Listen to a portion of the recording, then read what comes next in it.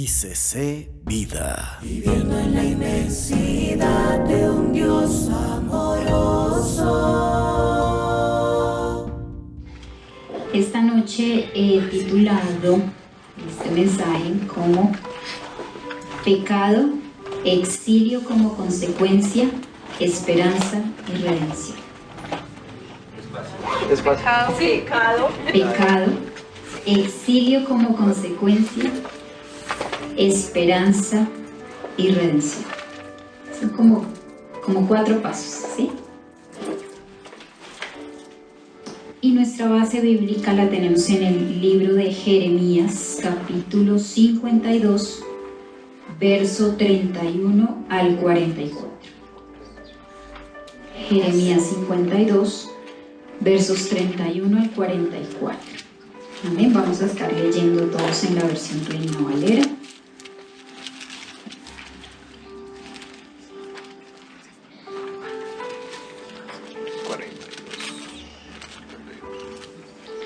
Amén.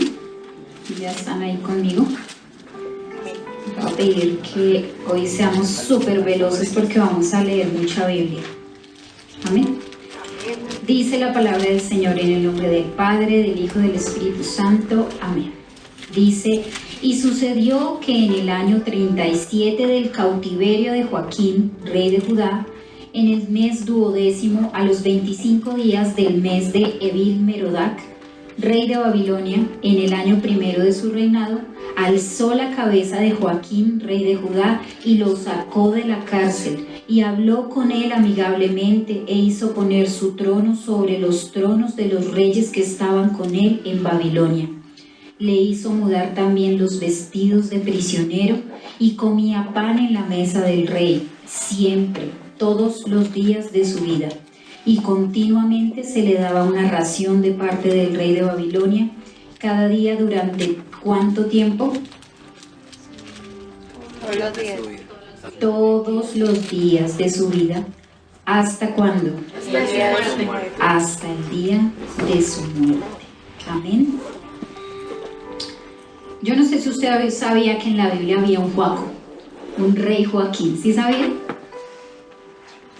Yo leí esto hace 4 años en un devocional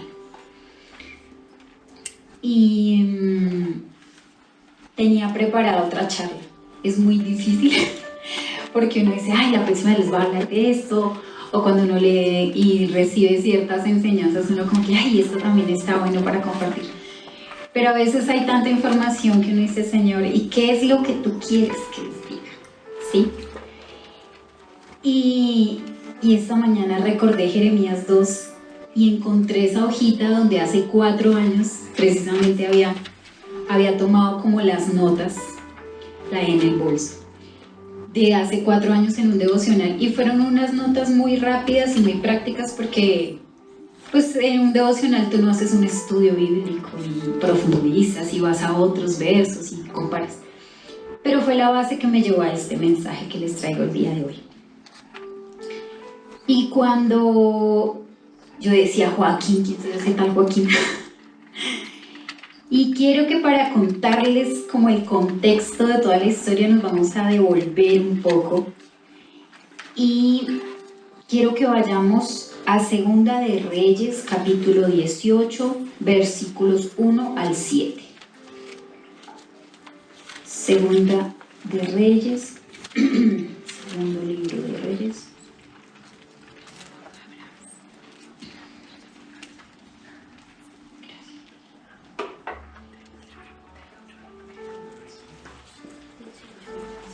18, 1 al 7. ¿Lo tenemos? Y nos vamos a ir hasta Ezequías. ¿Listo? Dice: reinado de Ezequías. En el 3er año de Oseas, hijo de Ela, rey de Israel, comenzó a reinar Ezequías, hijo de Acaz, rey de Judá. Cuando comenzó a reinar era de 25 años. Y reinó en Jerusalén ¿durante cuánto tiempo? 29 años. El nombre de su madre fue Abi, hija de Zacarías. Hizo lo recto ante los ojos de Jehová, conforme a todas las cosas que había hecho David su padre. Él quitó los lugares altos y quebró las imágenes y cortó los símbolos de acera e hizo pedazos la serpiente de bronce que había hecho Moisés. Recuerde que era adorada porque creían que la serpiente era la que los sanaba. Porque hasta entonces le quemaban incienso los hijos de Israel y la llamó Neustán. En Jehová Dios de Israel puso su esperanza. Ni después ni antes de él hubo otro como él entre los reyes de Judá. Porque siguió a Jehová y no se apartó de él, sino que guardó los mandamientos que Jehová prescribió a Moisés, y Jehová estaba con él, y a donde quiera que salía, prosperaba. Él se rebeló contra el rey de Asiria y no le sirvió.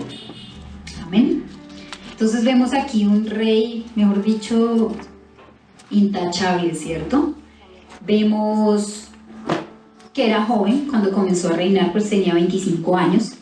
Reinó por un periodo de tiempo no pequeño, no corto, fueron 29 años de reinado, y durante esos 29 años dejó un legado maravilloso porque destruyó los lugares altos, quemó las estatuas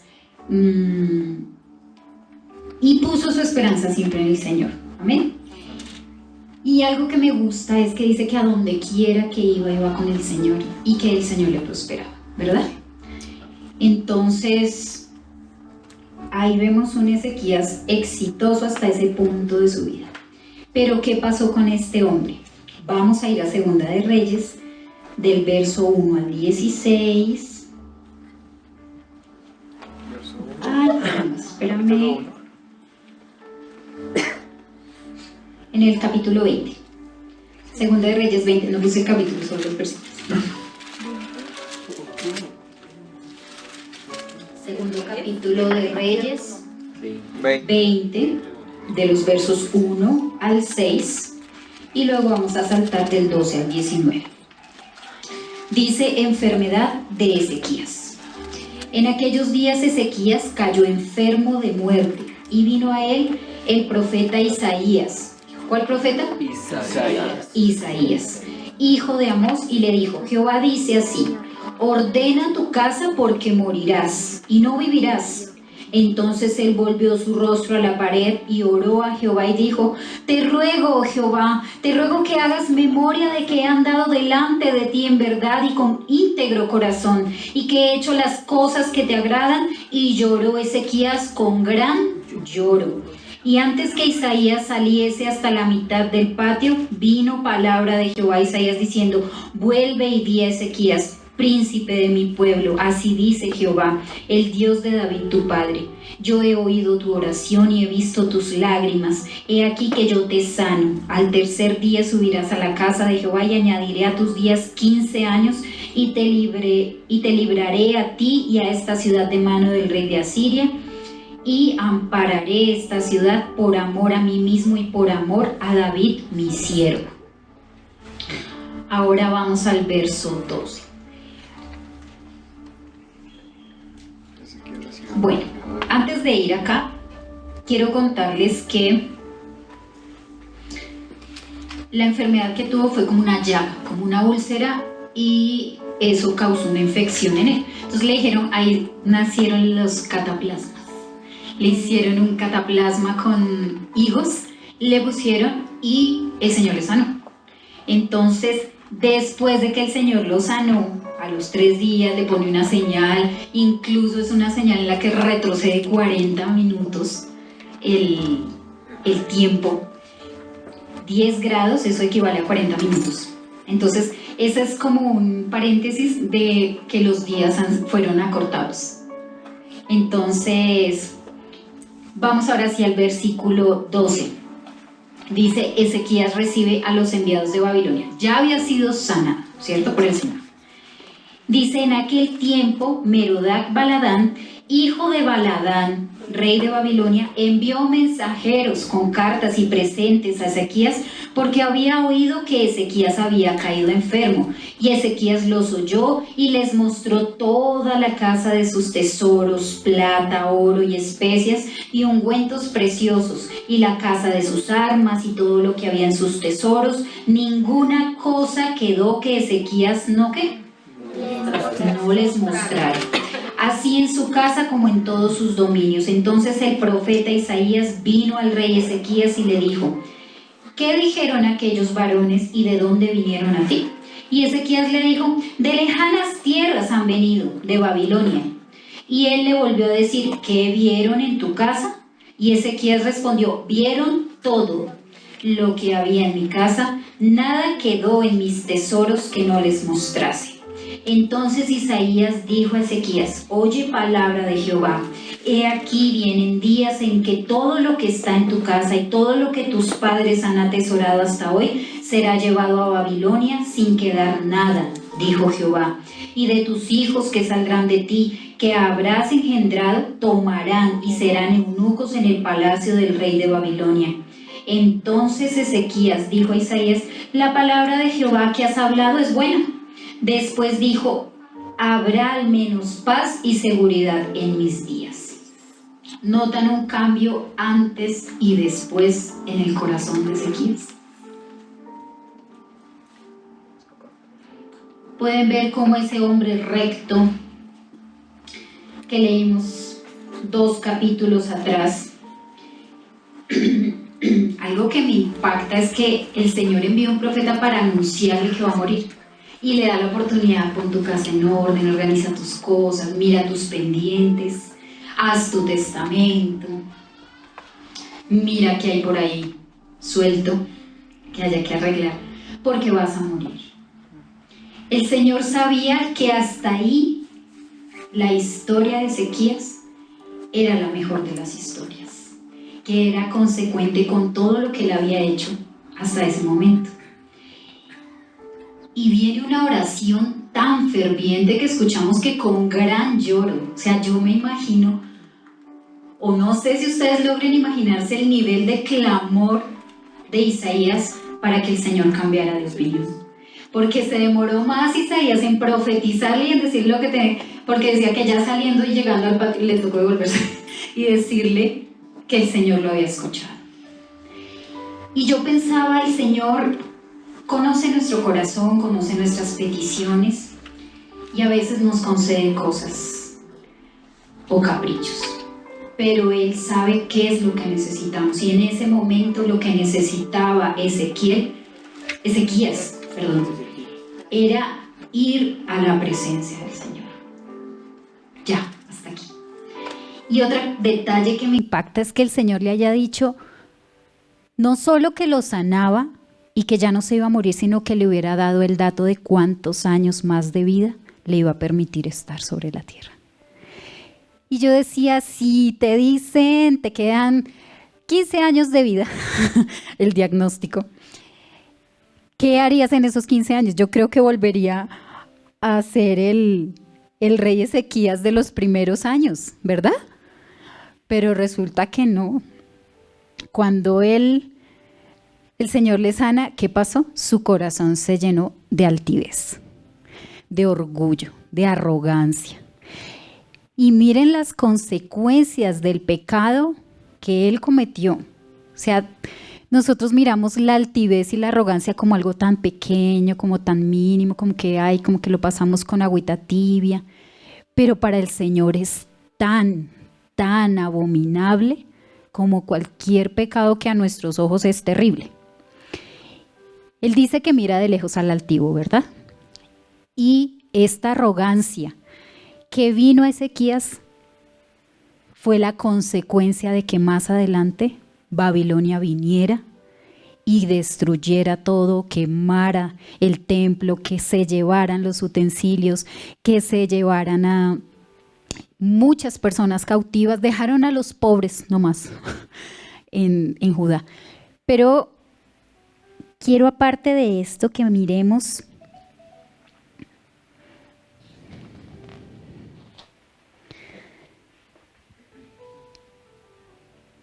cómo esa arrogancia, cuando envían mensajeros de parte de Babilonia a ver primero pues que estaba enfermo, ¿cierto? Pero pues como ya se ha sanado, entonces ¿qué aprovechó él? Si hubiese estado enfermo, yo creo que su visita lo hubiera atendido desde su recámara. con todo su cerquito de servidores y todo, y él ahí en su cama. Pero ¿qué pasó? Como ya estaba él, entonces empezó a chicanear, ¿no? Camila, les muestro la casa. Y yo pensaba, ¿por qué cuando uno recibe una visita lo primero que hace es darle el recorrido por su casa? ¿Ustedes no les pasa? A mí siempre me ha pasado. Y si uno tiene una casa linda, pues uno más contento la muestra, ¿cierto? Y uno les dice, ay, acá tengo un pozo que nace de la tierra, porque mi casa es así. Y es una casa linda que el Señor nos dio la bendición de tener. Y yo me cuestionaba, ay Dios mío, ¿será que uno es tan arrogante hasta en esas cosas? Venga, les muestro y les muestro mis tesoros y les muestro que aquí tengo tal cosa y acá tengo. ¿Con qué intención o cuáles son las motivaciones que hay en nuestro corazón respecto a la arrogancia y a la altivez o el orgullo? Y yo me preguntaba, o tú dirás, ¿será que el Señor se equivocó dándole esos 15 años? Y resulta que no. Todos sabemos que el Señor no pierde el control de nada. Todo está bajo su perfecta voluntad, bajo su plan. Y vamos a ver en Segunda de Crónicas 32,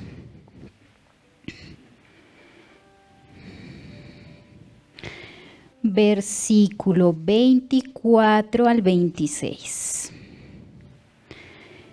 24 al 26, vamos a leer esta misma enfermedad de Ezequías, pero en las crónicas, no en Reyes, sino en las crónicas. Dice, en aquel tiempo Ezequías se enfermó de muerte y oró a Jehová, quien le respondió y le dio una señal. Mas Ezequías no correspondió al bien que le había sido hecho, sino que se enalteció su corazón y vino la ira contra él y contra Judá y Jerusalén. Mire la consecuencia que trajo el enaltecerse. Pero Ezequías, después de haberse enaltecido su corazón, ¿qué hizo? Se humilló, él y los moradores de Jerusalén, y no vino sobre ellos la ira de Jehová en los días de Ezequías. ¿Saben qué otra cosa noté ahí? Que no solo se volvió altivo, sino se volvió egoísta. Porque cuando el profeta le decía, no, pero bueno, menos mal que eso no va a pasar en mis días por lo menos va a haber paz todavía. Eso es para el que venga, para el gobierno siguiente, para el siguiente periodo, ¿cierto? Ya no le importaba lo que fuera a pasar. Y acá en este mismo libro vamos a ir unos versos más adelante para responder la pregunta que nos hacíamos de si será que el Señor se le escapó el haberle concedido esos años de vida. En el verso 31 dice, mas en lo referente a los mensajeros de los príncipes de Babilonia que enviaron a él para saber del prodigio que había acontecido en el país, Dios lo dejó. ¿Para qué? Para probarle, para hacer conocer todo lo que estaba en su corazón. Amén. Así que podemos ver que lo hizo para probar durante esos 15 años qué tanto había en el corazón de Ezequías. Se me mete Ezequiel. De Ezequías.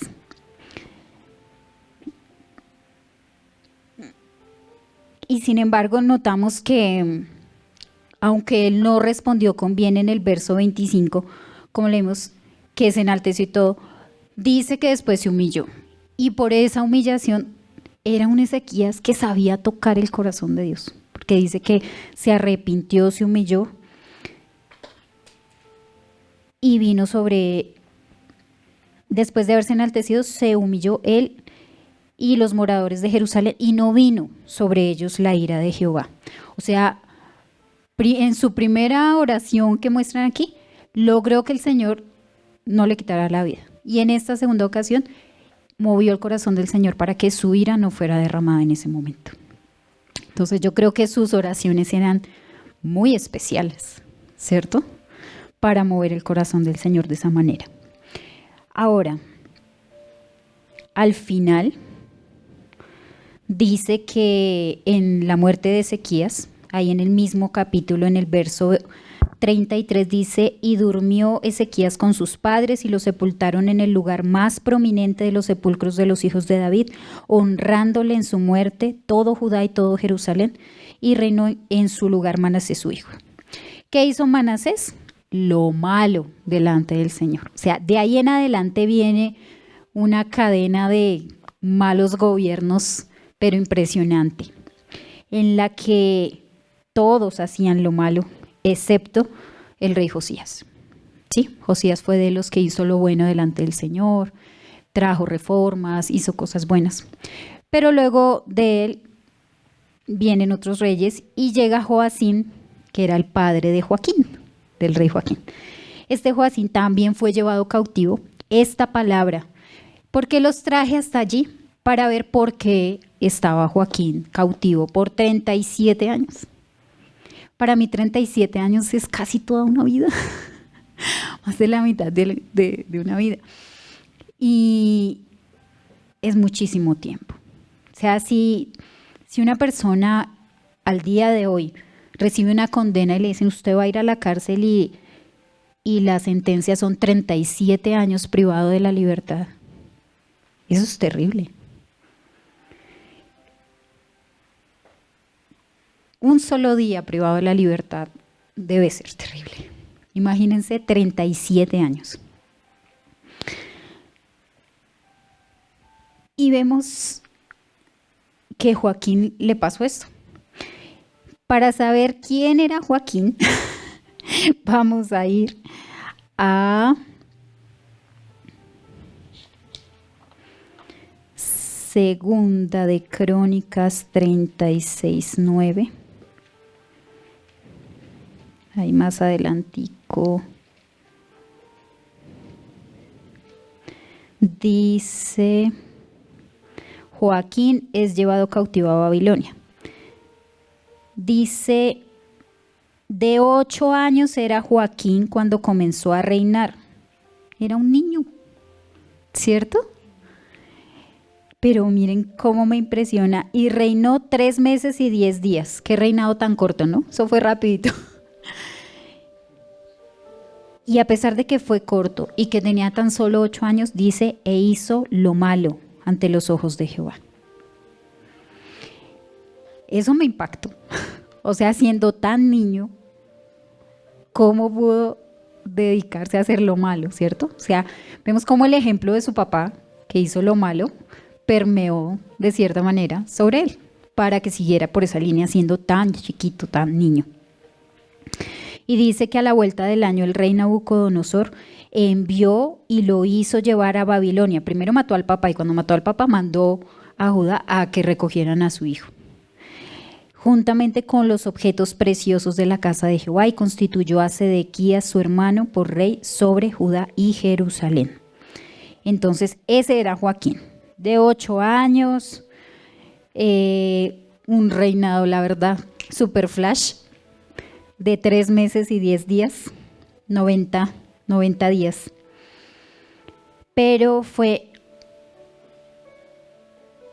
un Joaquín que duró 37 años en un periodo de cautividad donde muchas cosas comenzaron a suceder en su vida. Yo creo que 37 años en cautiverio es mucho tiempo para reflexionar acerca de muchas cosas. Durante ese cautiverio, si miramos como que todo está enlazado, ¿sí? Vamos a ir a Jeremías capítulo 29, versículo 4 al 7.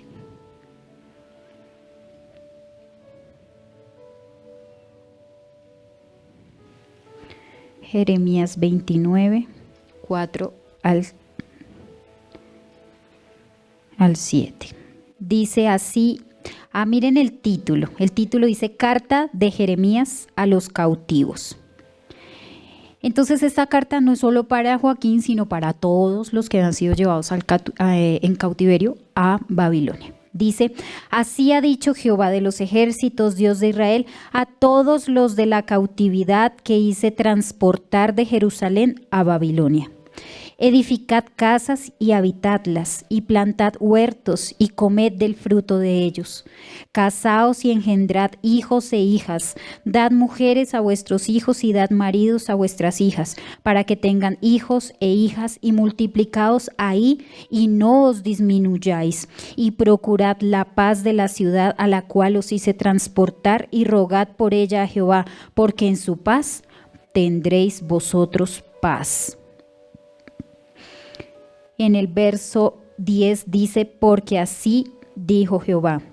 Cuando en Babilonia se cumplan los 70 años, yo os visitaré y despertaré sobre vosotros mi buena palabra para haceros volver a este lugar, porque yo sé los pensamientos que tengo acerca de vosotros, dice Jehová, pensamientos de paz y no de mal, para daros el fin que esperáis. Entonces me invocaréis y vendréis y oraréis a mí y yo os oiré, y me buscaréis y me hallaréis, porque me buscaréis de todo vuestro corazón. Y seré hallado por vosotros, dice Jehová, y haré volver vuestra cautividad, y os reuniré de todas las naciones. Hasta ahí.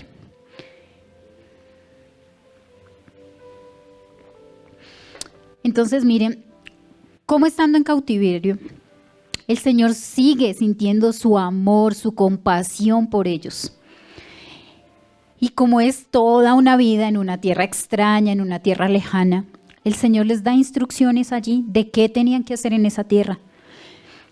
Y aún en ese tiempo de dificultad, en ese tiempo de privación de la libertad, el Señor les dice,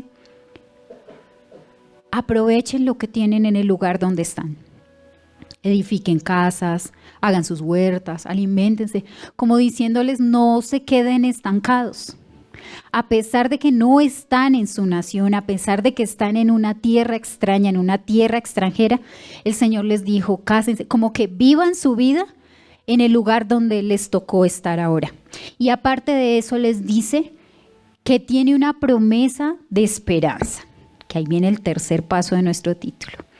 Dice que Él despertará, que cuando se cumpla un periodo de tiempo, que Él despertará el corazón, despertará la palabra y los visitará.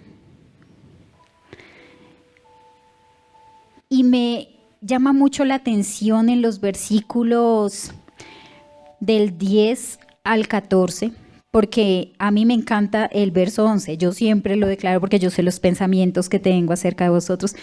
Pero Katy siempre nos decía, un texto sin contexto es un pretexto, ¿cierto? Cuando yo leía esto no había tenido en cuenta que era un pueblo que estaba cautivo. Pero aún así el Señor tenía para ellos un futuro lleno de esperanza. Tenía planes de bien. Pero ¿qué pasaba? ¿Por qué tenía ese plan para ellos? Porque ellos comenzaron a buscar al Señor de corazón. Comenzaron a cambiar, comenzaron en medio de su cautividad a obedecer la palabra. Hay otros textos donde dice que ellos plantaron entonces viñas, que se casaron, hicieron lo que el Señor les había dicho que tenían que hacer. Y no sé si han escuchado esa frase que dice que donde el Señor te ha plantado, allí te hará florecer. Entonces yo recordaba como esta parte. Y uno pensaría, pero si está en cautiverio, pero si está... Es como yo me imaginaba esos campos de concentración nazi. Ustedes se imaginan esos. Y uno decirle a esa gente ahí, no, pues cásense y sigan viviendo. Y yo decía, en esa situación tan precaria que ellos vivían, pues era muy difícil. No sé aquí en este contexto cómo era el trato en Babilonia para ellos. Pero si el Señor les dice esto, yo creo que en medio de esa cautividad habían oportunidades. Entonces yo quiero que en medio de tu cautividad, de tu desierto, de tu necesidad, mires qué oportunidades el Señor está colocando para ti. ¿Sí? ¿Qué puedes rescatar? ¿Qué es eso bueno que puedes hacer? ¿Qué necesitas aprender durante esos 37 años? O si tienes 20, ¿qué has aprendido en estos 20 años? ¿Sí? ¿Qué necesitas? Cuando dice en Segunda de Crónicas, vamos a ir a Segunda de Crónicas, capítulo 36, verso 20 al 22.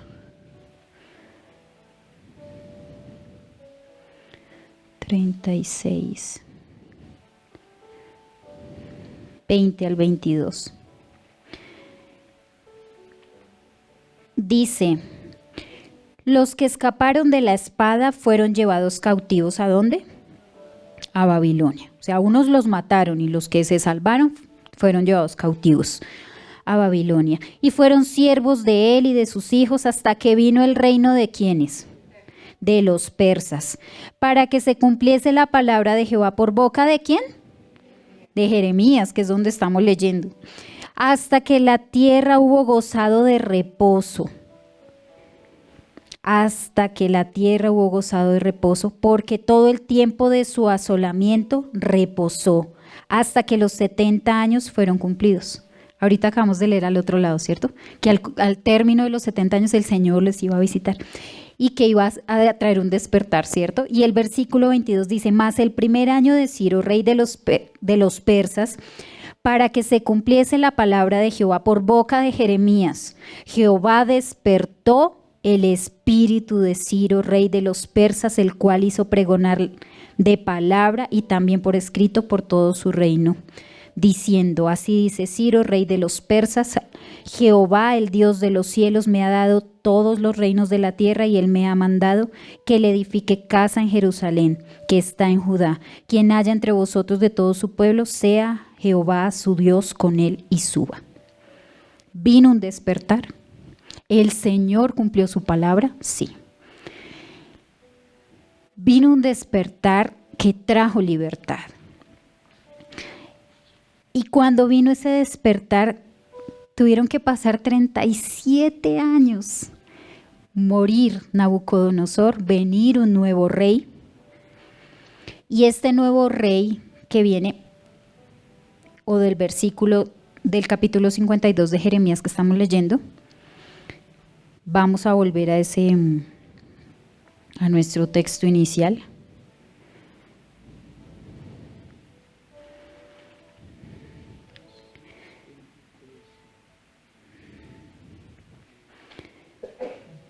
Del verso 31 al 44.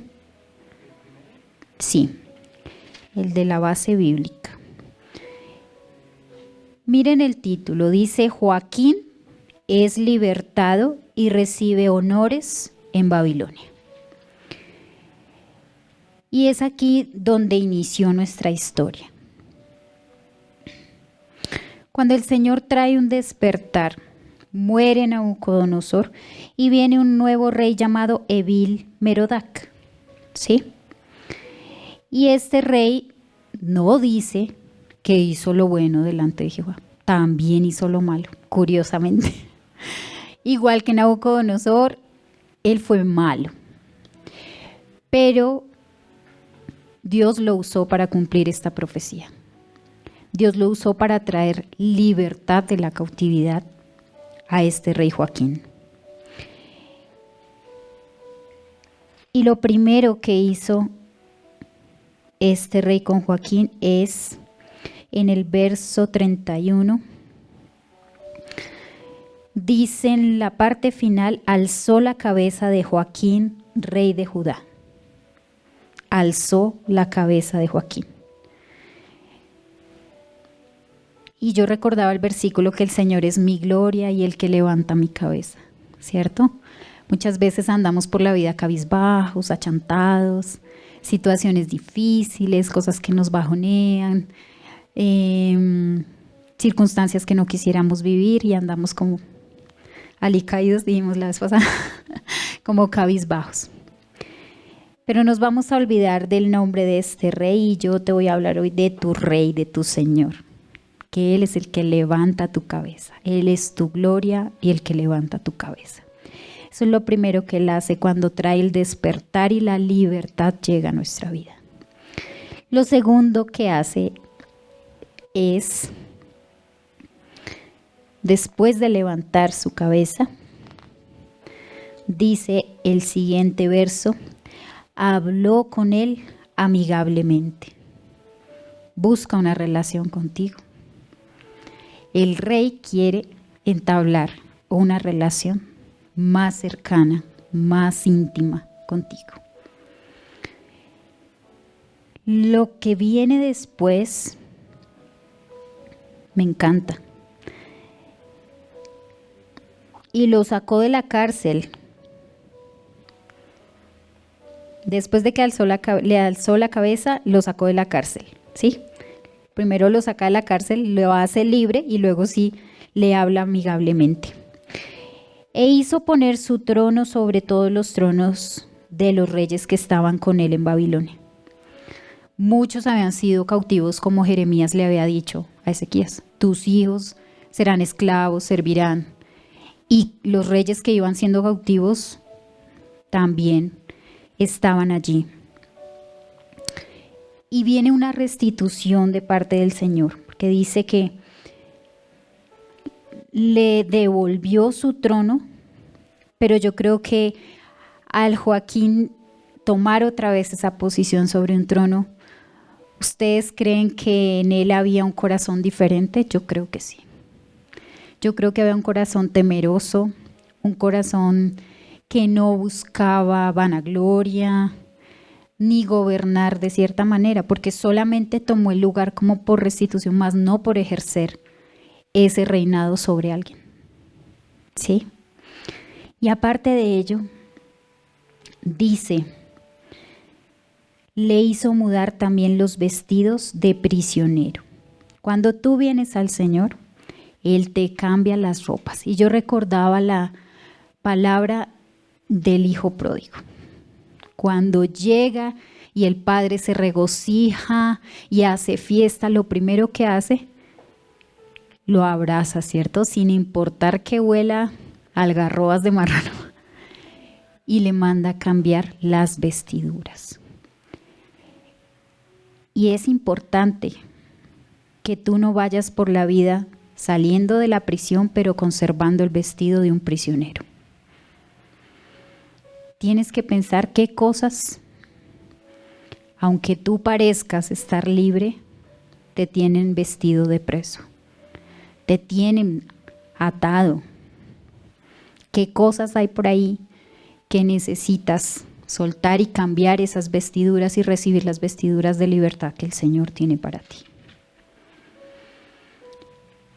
Y la siguiente parte que hizo el rey fue, y comía pan en la mesa del rey siempre, todos los días de su vida. Le alimentó con pan de la mesa del rey. Y el Señor ha provisto para nosotros el pan de cada día, no solo físicamente, sino ha provisto su palabra para nutrirnos. Él espera que nos sentemos a la mesa siempre. Siempre hay un plato servido para ti a la mesa del rey. Siempre hay un lugar dispuesto para ti, para que recibas de ese alimento especial que Él tiene para ti. Y no solo un día. En la parte final dice, cada día durante todos los días de su vida. ¿Hasta cuándo? Hasta el día de su muerte. Tuvo provisión para él cada día. No le hizo falta nada. Después de que él recibió su libertad, tuvo lo que necesitaba. Vino la restitución, se sentó en un lugar de honra, recibió vestiduras nuevas, tuvo una ración todos los días de su vida hasta el día de su muerte. Y de hecho, no se relata cómo murió, pero algunos dicen que fue de muerte natural. No se sabe. Y yo quisiera pensar que fue así, que algún día cerró sus ojos estando tranquilo y despertó en la presencia de Dios. ¿Y sabes qué me recuerda esto?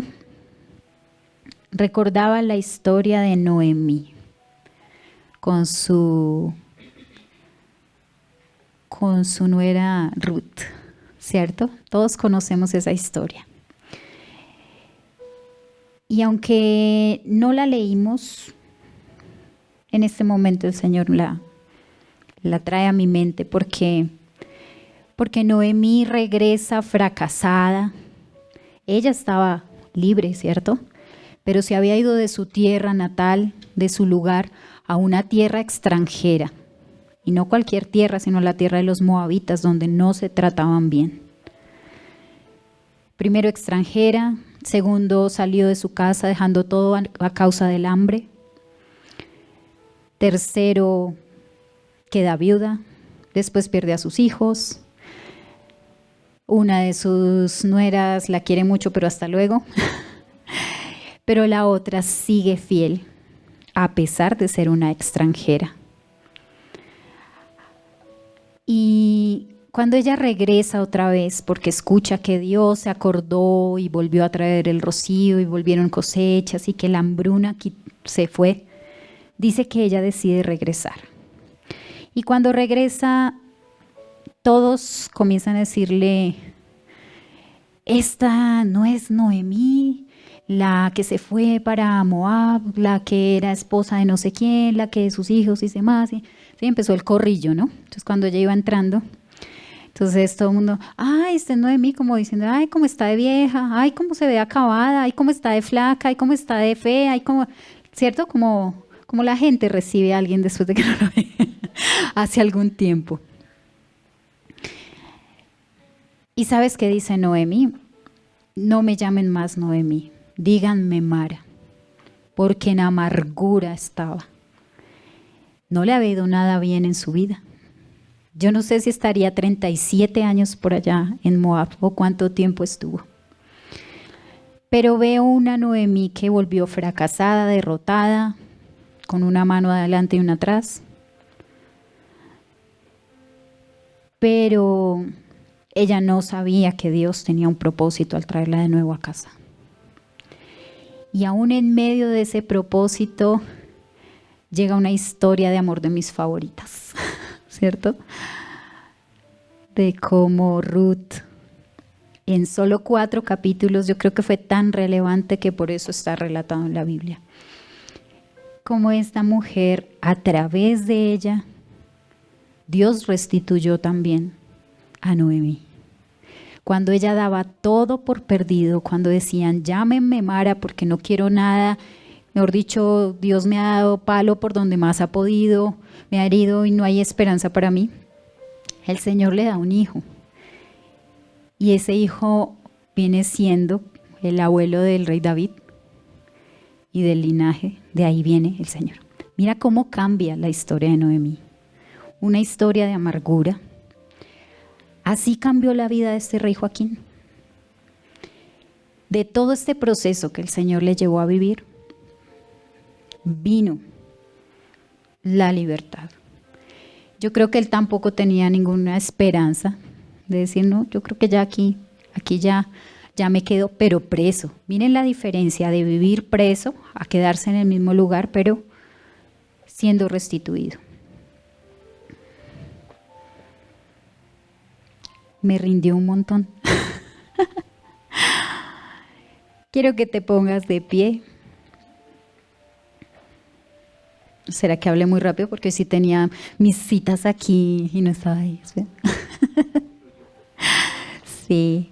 Espero que hayamos aprendido un poco de historia, pero también que recordemos que en el Señor hay esperanza. Que recordemos que no podemos ir por la vida con la vestimenta equivocada. Y que aunque a veces estemos pasando o pagando consecuencias de, el Señor tiene esperanza de redención para nosotros. Amén.